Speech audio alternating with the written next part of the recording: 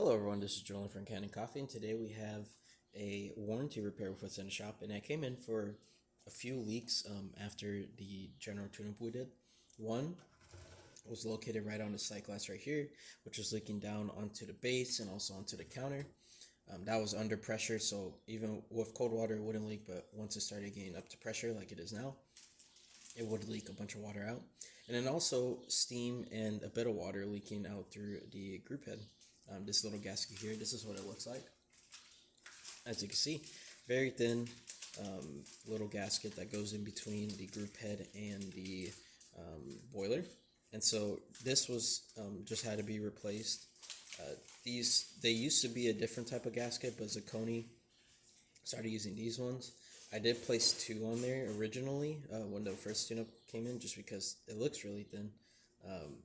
But that caused issues when it came to leaking, and so we put one in there, and it seemed to have fixed the issue.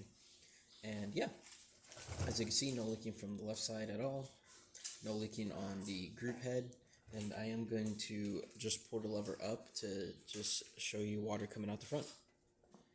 Now that we have a little cup, or actually let me get something smaller. Sorry about that, here is this for you. And we're just going to pull it up. I don't have any coffee in there, we just want to make sure that water does come out through the front.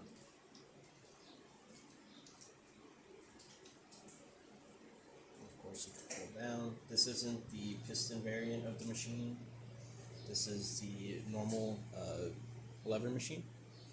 Yeah, that's about it for this repair. If you like this video or any of our other repairs on our channel, leave a like, subscribe, and hit the bell. Thanks for watching.